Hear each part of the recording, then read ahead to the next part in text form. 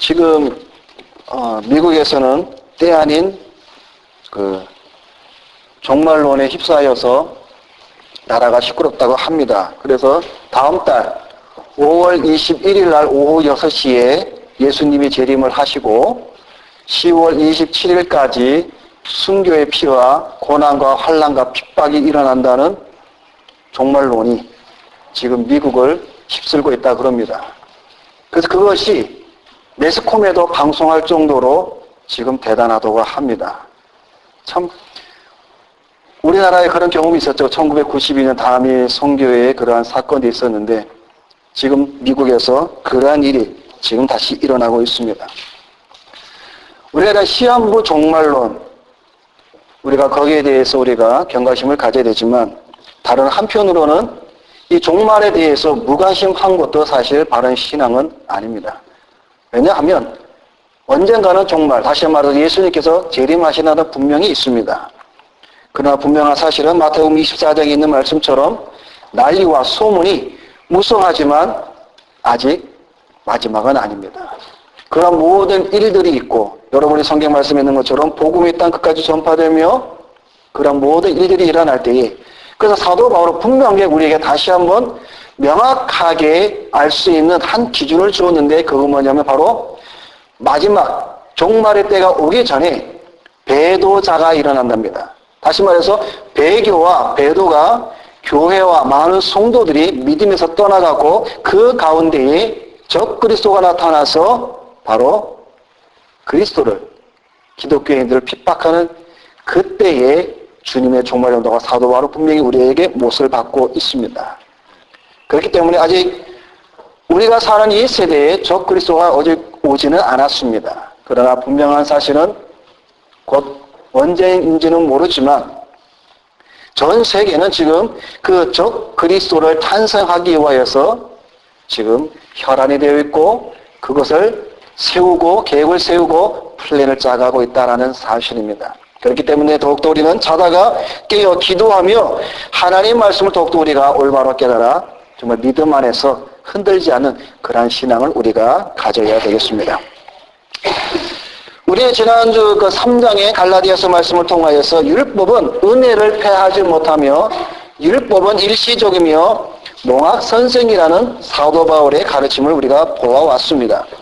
오늘 우리가 읽은 이 본문의 4장의 말씀은 계속 이어져서 율법은 후견인과 청직이라는 사실을 우리에게 보여주고 있습니다. 다시 말해서 사도 바울은 율법 아래에 있는 상태와 예수 그리스도 아래에 있는 상태를 비교하면서 하나님의 자녀된 성도들이 다시 한번 천하 초등학문으로 종으로 돌아가는 이 갈라디아 교회 성도들을 향하여서 염려하며 또한 질책의 말씀을 하고 있음을 우리가 볼 수가 있습니다. 사실 우리가 율법에 대해서 많은 설교와 많은 말씀을 봅니다. 근데 어떤 사람들은 그렇게 얘기합니다. 윤리학 용어 중에 미니멀리즘이 있습니다. 다시 말해서 최소주의라는 말이 있는데 그게 무슨 말인가 하면 최소한의 규정만 지키면 된다라는 뜻입니다. 다시 말하면 율법주의자들에 빠진 성도들은 이 미니멀리즘처럼 어떠한 현상이 나타나면 내가 주일만 지키면 되지. 내가 11조만 내면 되지. 내가 구제만 하면 되지라고 생각을 합니다. 그런 잘못된 관념에 빠져서 신앙생활을 하면서 이것이 옳다라고 생각하는 자들이 많이 있다라는 겁니다. 그러나 일반 기독교인이라고 말하는 우리들이 좋아하는 성경 구절 가운데 신명기 28장이 있습니다. 우리 한번 신명기 28장을 보겠습니다. 구약성경 모세오경 가운데 신명기 28장을 보면 우리 대부분의 크리스천들이 좋아하는 그런 말씀이 1절부터 6절까지 더 나아가서 1절부터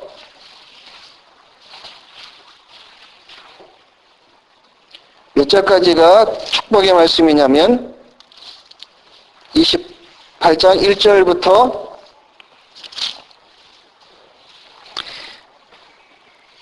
14절까지입니다. 그런데 거기 말씀해 보면은 우리가 잘 아는 대로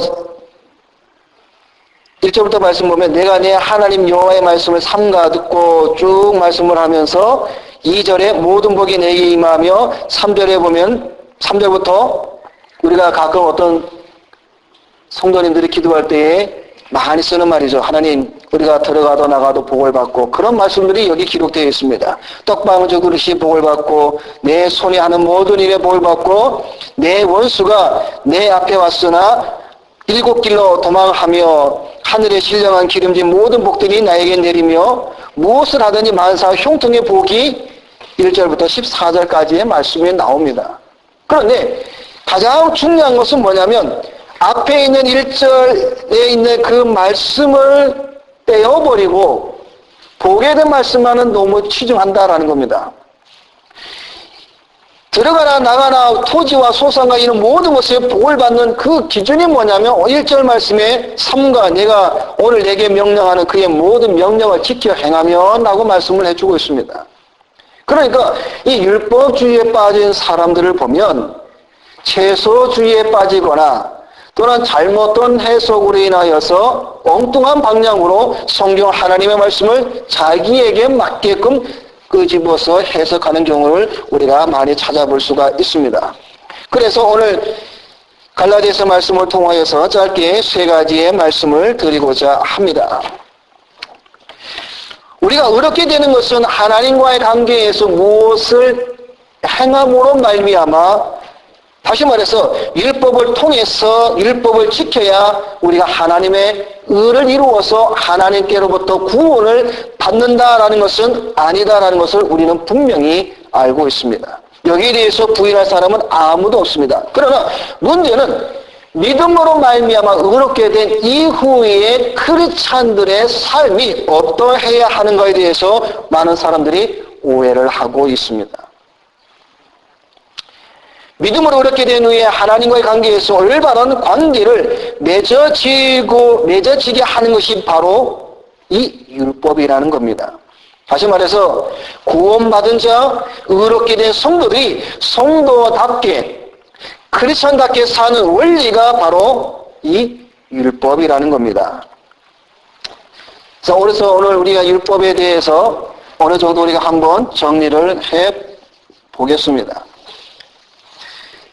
우리가 세상에도 법이 종류가 있지 않습니까? 사법이 있고 공법이 있고 그래 사법 중에서 민법, 공법 중에서 뭐 세법, 헌법, 형법, 행정법, 세무법 여러 가지 많은 법들이 있습니다. 마찬가지로 율법에도 종류가 있습니다. 그래서 율법에는 3가지가 있다 그랬어요. 율법은 첫째로 의식법이 있다 그랬습니다. 두 번째로 율법은 시민법이 있습니다. 세 번째로 율법은 도덕법이 있습니다. 이 가운데에 예수께서 이 땅에 오심으로 말미암아 완성시키시고 폐하여진 법이 의식법입니다. 의식법이 뭐죠? 구약에서 말하는 제사법입니다. 그래서 이 의식법, 율법이 폐지되고 없어진 것은 이 의식법이 없어진 것입니다. 그리고 이 시민법은 이스라엘 나라 백성들에게 주어진 한정된 법이었습니다. 그것이 이 시민법도 우리하고는 전혀 관계가 없는 법이 되었습니다. 마지막으로 오늘 우리와 가장 가까이 있고 우리가 지켜야 될 그 율법 가운데 하나가 바로 뭐냐면 이 도덕법입니다. 그래서 이 도덕법이 바로 십계명입니다. 마태복음에 보면은 한 율법사가 예수를 시험을 하려고 찾아와서 질문을 던집니다. 율법 가운데 가장 큰 것이 무엇입니까? 라고 질문을 던집니다. 그럴 때 주께서 뭐라고 말씀을 하십니까? 율법 가운데 가장 큰 것은 첫째는 이것이니 하나님을 사랑하라. 둘째는 이것이니 이와 같이 내 이웃을 내 몸같이 사랑하라. 이것이 온 율법과 선지자의 강령이니라. 그래서 이 10계명의 3계명으로 예수 그리스도께서 두 가지의 하나님을 사랑과 두 번째는 이웃 인간을 사랑하는 이 계명을 우리에게 주셨다라는 겁니다. 이것이 바로 오늘 우리와 다시 말해서 구원 얻은 성도들의 삶, 믿음으로 의롭게 된 이후의 삶이 어떠한 삶이 되어야 되는 것을 우리에게 가르쳐주는 원리가 되었다라는 겁니다. 그래서 이러한 율법의 종류가 그러한 이 율법의 용도, 기능이 있다고 그랬습니다. 그래서 이 율법은 우리에게 세 가지의 용도, 세 가지의 기능으로 우리에게 적용을 해 주었는데 첫째가 바로 율법의 기능 중에 하나가 죄를 깨닫게 해주는 그 기능이 있다 그랬습니다. 왜냐하면 율법이 아니고는 죄를 죄라고 우리가 알 수가 없고 죄를 죄라고 말할 수가 없습니다. 예를 들면 율법이 살인하지 말라라는 그 율법이 없을 때에는 살인한 것은 죄가 아니다라는 겁니다. 다시 말해서 율법이 살인하는 것은 죄다라고 말하기 때문에 우리가 살인함으로 말미암아 그 죄가 된다 이 말입니다. 그래서 우리가 이것을 통하여서 내가 죄를 지었구나라고 말씀을 해주고 있다라는 사실입니다. 그래서 지난주에 말씀을 드린 것처럼 우리가 믿음이 오기 전에는 모세가 돌계명에 받은 그 하나님의 율법이 오늘 우리에게는 믿음 안에서 하나님의 손가락으로 어디에 하나님의 율법을 새겼냐면 여러분의 심령에, 여러분의 영혼에, 우리의 신비에 하나님께서 자신의 손가락으로 우리의 심령 가운데 율법을 새겨 주었다라는 겁니다. 그래서 마태복음이 산상수훈에게 우리에게 가르쳐 주는 것이 살인과 간음과 이런 죄에 대해서 좀 더 디테일하게 우리에게 적용을 해주고 있다는 겁니다. 그래서 형제를 미워하는 것도 살인죄요. 여인을 보고 음욕을 품는 것도 간음죄요. 이러한 것도 우리에게 가르쳐주면서 뭐라고 말씀해주고 있느냐? 죄가 무엇인가를 깨닫게 해준다라는 사실입니다. 그래서 우리는 날마다 이런 죄 가운데에서 벗어나서 거룩한 성화의 삶을 향하여서 우리가 걸어가는 크리스천 하나님의 백성이라는 사실을 우리가 날마다 잊어버리지 말아야 한다는 사실입니다. 두 번째로는 이 율법의 용도, 기능 가운데 두 번째는 바로 그리스도께로 인도하는 선생이다라는 겁니다. 이 율법으로 말미암아 우리는 그리스도께로밖에 갈 수밖에 없는 상황이 되어져 버렸다라는 겁니다. 왜? 이 율법이 하는 작용이 바로 주님께로 우리를 인도하는 도구이기 때문에 그렇습니다. 그리고 세 번째로 마지막으로 이 율법이 하는 기능 가운데 바로 그것이 뭐냐면 어떻게 하나님의 자녀들이 하나님을 기쁘게 할 수 있을까 하는 성화에 대한 가르침을 해주고 있습니다. 그래서 이 세 번째 율법의 제3용법인 이 성화가 바로 이 도덕법 이 십계명이라는 겁니다. 그래서 오늘 우리가 주의 말씀 가운데 십계명은 하나님을 섬기며 하나님의 우상을 섬기지 아니하며 부모를 공경하며 살인하지 말며 거짓 증거하지 아니하며 도둑질하지 아니하며 이런 모든 것들을 우리의 신앙의 삶의 원리로 삼고 우리가 하나님을 향하여 한 발짝 한 발짝 걸어가는 참된 크리스천의 모습으로 살아가게 된다는 것입니다. 그런데 율법 폐기자들이나 율법 무용자들은 이 도덕법마저도 필요 없다라고 말하는 자들이 있습니다. 그것은 실상은 성경을 모르는 무지한 자들의 소리입니다. 여기에서 우리는 분명히 알 것은 율법 폐기론자들이나 무용자들은 그들이 말하는, 예를 들면 율법 폐기론자들이나 무용자들은 그럼 과연 하나님을 사랑하고 이웃을 사랑하는, 도둑질 하지 말고 살인하지 말고 거짓 증거하지 말라는 그런 말씀을 이 강단에서 가르칠 필요가 없습니다. 왜? 그런 모든 것들이 율법, 도덕법이기 때문에 그렇습니다. 그러니까 그들이 말하는 율법 폐기론자들이나 무용자들이 말하는 것들은 어불성설입니다. 말이 앞뒤가 맞지 않은 이야기다라는 사실입니다. 그래서 사도 바울은 오늘 갈라디아서 4장의 말씀을 통하여서 1절부터 말씀에 바울은 우리가 어렸을 동안에는 종과 다름이 없어서 그 아버지의 정한 때까지 훈육인과 청지기 아래에 있다고 말씀하고 있습니다. 다시 말해서 바울은 우리가 율법 아래에 있을 동안의 상태를 말씀해 주고 있습니다. 우리가 저 율법 아래에 있을 때는 우리가 어린 아이와 같고 종과 같다라고 말씀을 해주고 있습니다. 그러니 우리가 이 율법에 대해서 지난 시간에 말씀드린 이 율법에 대해서 과연 우리 나 자신 여러분과 이 율법의 관계에서 어떤 위치를 차지하고 있는가에 대해서 아는 것은 너무나 중요합니다. 이 율법이 나하고 관계가 없다면 사실 우리는 은혜로 말미암아 믿음으로 의를 얻는다는 이 신앙의 고백은 우리에 전혀 와닿지 않습니다.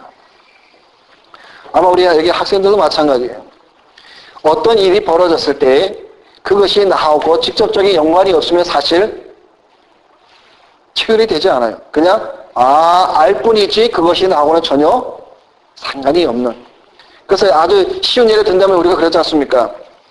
아파보지 않으면 아픈 것을 사람의 심정을 모르고 배고파 보지 않은 사람은 배고픈 자의 심정을 모릅니다. 자녀를 잃은 분들 있죠. 자녀를 잃은 분들은 자녀를 잃어버리지 않는 사람들은 그 자녀를 잃어버린 사람의 마음을 100분의 1도 알지 못합니다. 알지 못해요. 자식이 여러분들 앞에 한국에도 많은 그 미아들 있지 않습니까? 뭐 10대, 20대 뭐 어디 갔는지 어느 날 갑자기 나갔는데 실종이 되고 그런 사건이 얼마나 많습니까? 그런 부모들, 여러분 우리가 특히 우리 학생들은 잘 모르겠지만 우리 어른들은 그 개구리 소년 5명 있지 않습니까? 거의 지금 20년인가요? 25년 지났는데도 아직 해결이 안 났는데 그 부모들이 20년, 25년 동안 어떠한 심정으로 살아왔겠습니까? 우리는 그거 알지 못합니다. 그들의 삶은 웃어도 웃는 게 아니에요. 그들의 삶을 먹어도 먹는 게 아닙니다. 왜? 내 사랑하는 자식이 지금 없어져 갖고 1년, 2년도 아니고 20년, 25년까지 어디서 어떻게 왜 그런 일이 발생인지 모르는 상태에서 그 어머니, 부모님의 마음은 항상 우울증 속에서 눈을 못 감고 있는 겁니다. 아무도 모르는 거예요. 마찬가지로 이 율법이 나하고 과연 어떠한 위치 속에서 이 율법이 나에게 어떠한 그것을 갖다 주는 것인가를 우리가 알지 못하면 내가 왜 예수 그리스도가 왜 나에게 필요하고 하나님 은혜가 왜 나에게 필요하고 믿음으로 어렵게 되는 것이 왜 나에게 이렇게 중요하고 소중한 것을 우리가 알 수가 없다라는 겁니다. 그렇기 때문에 우리가 이 율법에 대해서 성경은 계속해서 말씀을 해주고 있다는 겁니다. 이 율법이 바로 너희를 후견인과 천지와 종과 같이 너희를 부리고 있다라고 성경은 우리에게 말씀을 해주고 있다라는 사실입니다. 두 번째로 말씀을 보면은 오늘 본문의 말씀 가운데 때가 참에라는 말씀이 나옵니다. 영원한 어린아이는 없습니다. 어린아이는 분명히 자라나게 되어 있습니다. 어린아이가 자라서 성인이 되었다면 그 성인이 될 때에는 더 이상 후견인이나 청지기가 필요 없습니다. 다시 말해서 어른들 누가 케어해주는 사람은 없잖아요. 어린 아이들에게 그 아이를 잘 키워갈 수 있는 후견이 필요하듯이 어린아이가 필요하지 성인이면 필요하지가 않습니다. 그런데 오늘 성경에 보면은 하나님은 우리를 율법 아래에 가두어 놓았다가 때가 참에 하나님은 자신의 때에 하나님께서는 우리를 구원하시기로 예수 그리스도를 이 땅에 보내주셨다라고 말씀을 해주고 있습니다. 자, 여기에서 우리가 한 가지 좀 더 우리가 보면 때가 참에 여기서 때라는 말, 이 시간이라는 말이 있습니다. 여러분, 우리 여기 교수님, 우리 장로님들 계시지만 역사는 두 가지가 있다 그러죠. 하나는 그 순수 역사와 풀이 역사가 있다 그럽니다. 그래서 그 서비, 조사하는 거나 탐구하는 거, 리서치, 이런 거를 통해서 역사를 보면 이제 순수 역사고 거기에 대한 것에 대한 해석을 해 나가는 것이 풀이 역사라고 합니다. 마찬가지로 시간도 두 가지의 개념이 있습니다. 때. 두 가지의 개념이 있는데 하나는 카이로스라는 말과 크로노스라는 두 단어가 있습니다. 그래서 이 시간도 이 두 가지로 나눠지는데 카이로스하고 크로노스의 차이점이 뭐냐면 크로노스는 그냥 흘러가는 시간입니다. 그러니까 2000년, 2001년, 2002년, 오늘이 24일, 25일 이런 흘러가는 시간. 그래서 이 크로노스는 흘러가는 시간입니다. 근데 이 카이로스는 그 흘러가는 시간 가운데 어떠한 가장 특별한 의미가 있는 시간이 카이로스라고 합니다. 그래서 오늘 성경이 말씀해주는 때가 참회라는 이 시간은 그냥 어떤 막연히 뜻 의미 없는 흘러가는 이 크로노스의 시간이 아닌 어떤 중요한 의미가 있는 이 카이로스의 시간에 하나님께서는 그 아들 예수 그리스도를 이 땅에 보내셨다라는 겁니다. 다시 말하면 우리 여러분의 각자에게도 이 말씀이 적용이 됩니다. 오늘 여러분이나 저나 우리는 시간은 하루 24시간 똑같이 우리는 가지고 있고 똑같은 시간을 보냅니다. 이 크로노스는 저나 여러분이나 똑같이 우리는 사용을 하고 있습니다. 그러나 하나님은 저나 여러분의 각자에게 하나님의 때가 찬 하나님의 계획된 시간이 카이로스는 다 다릅니다.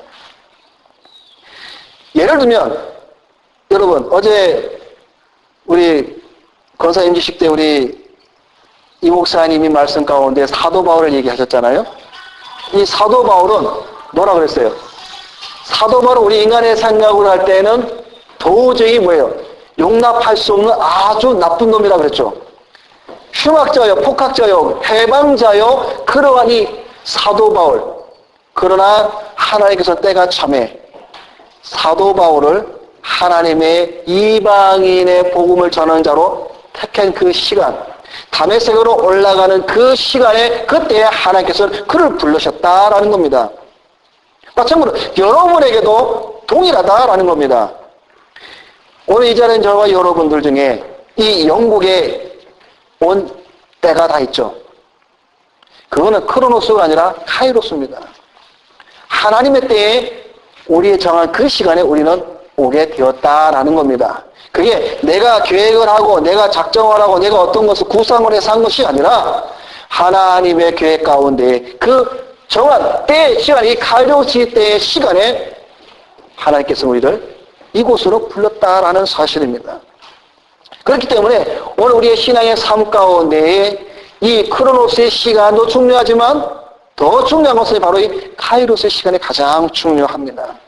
그렇기 때문에 오늘 때가 참에 하나님께서는 이스라엘 백성이 400년 동안 애굽에 종살이 하다가 그 엑소도스 한 다음에 광야에서 모세를 통하여서 십계명을 받으며 그것을 통해서 예수 그리스도 오기까지 1400년의 시간에 1400년의 시간을 하나님께서는 참으시고 인내하시면서 그 때가 되었을 때에 예수님을 통하여서 오늘 저와 여러분을 구원하셨다라는 사실을 오늘 사도 바울은 오늘 우리에게 말씀을 해주고 있다라는 것입니다.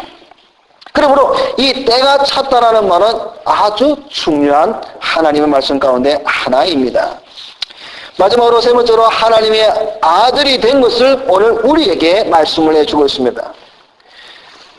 저와 여러분은 이전에는 율법 아래에서 후견인, 청지기의 필요 없고 종이지만 이제는 하나님의 아들, 하나님의 자녀가 되었다라고 성경은 우리에게 말씀을 해주고 있습니다. 우리 지금 갖고 있는 우리 이 개정 성경은 아빠 아버지라 그랬는데 그 전에 성경 보면 아바 아버지라 그러잖아요. 그 아바라는 말은 그 아람어인데 오늘 이 성경이 그걸 해석해 놓은 거예요. 아빠의 아빠. 아바라는 말은 아빠라는 말입니다.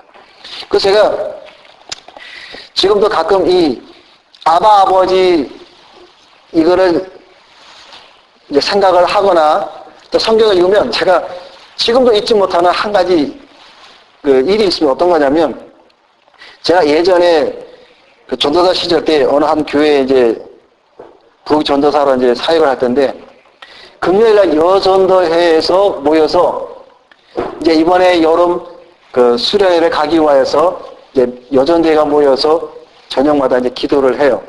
그래서 저도 참석을 했는데, 그때 여전도 회장님이 앞에 나와서 하시는 말씀이 하여튼 구구절야 얘기하다가 이 시간 우리 다 같이 우리가 통성으로 기도를 하는데, 오늘 우리가 읽은 성경이 아바 아버지 이 구조를 성경을 딱 펴놓고 읽으면서 뭐라 그러냐면, 하나님은 우리 아버지입니다. 그래서 성경에 아바 아버지라 부르려고 말을 하고 있습니다. 그래서 이 아바는 아빠라는 뜻이기 때문에 오늘 우리가 지금 통성 기도할 때 아버지라고 기도하지 말고 아빠라고 우리가 한번 부르면서 기도하자고 해갖고 여전도 회장님이 자 우리 다 같이 기도하겠습니다. 아빠! 그랬더니 모였던 그 모든 여전 회원들이 다 같이 아빠! 하면서 기도하는데, 제가 그 자리에 앉아있고 얼마나 웃었는지 몰라. 기도 안 하고.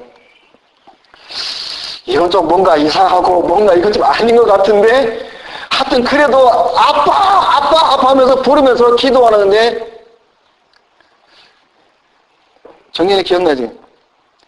천주교 어느 성당에서 마리아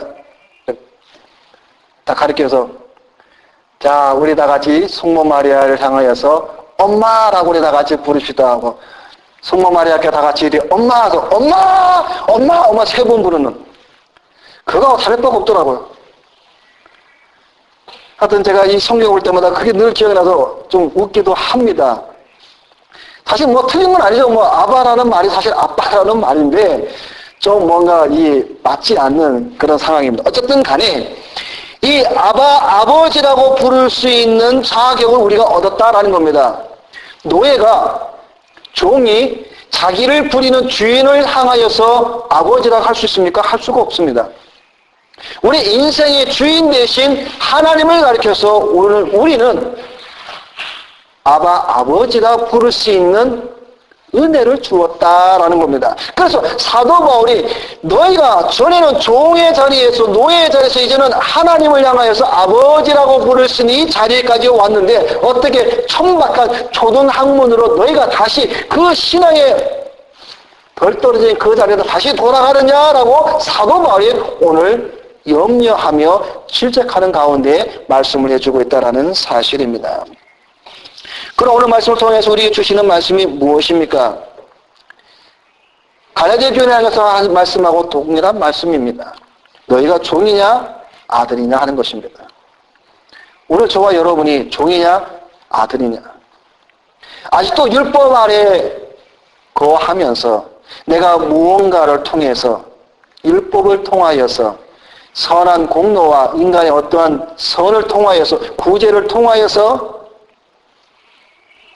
무언가 이룰 것 했다는 그러한 믿음으로 살아간다면 아직까지 종입니다. 노예입니다. 그에게는 유업이 없습니다. 여러분, 종은 유업을 못 받습니다. 기업이 없습니다. 그러나 하나님의 아들 된 자녀에게는 기업이 있습니다. 오늘 저와 여러분은 종이 아니라 아들임을 다시 한번 우리가 깨닫고, 하나님 은혜 가운데, 믿음 안의 가운데 우리가 하나님께서 오늘 우리에게 주신 이 은혜 가운데 믿음으로 말미암아 우리에게 의를 얻은 이 하나님의 크나큰 이 은혜와 이 축복 속에 우리가 다시 한번 믿음으로 우리의 신앙의 걸음을 다시 한번 한 발자국 두 발자국 걸어 나가시는 여러분이 되시기를 주님의 이름으로 부탁을 드립니다. 기도하겠습니다.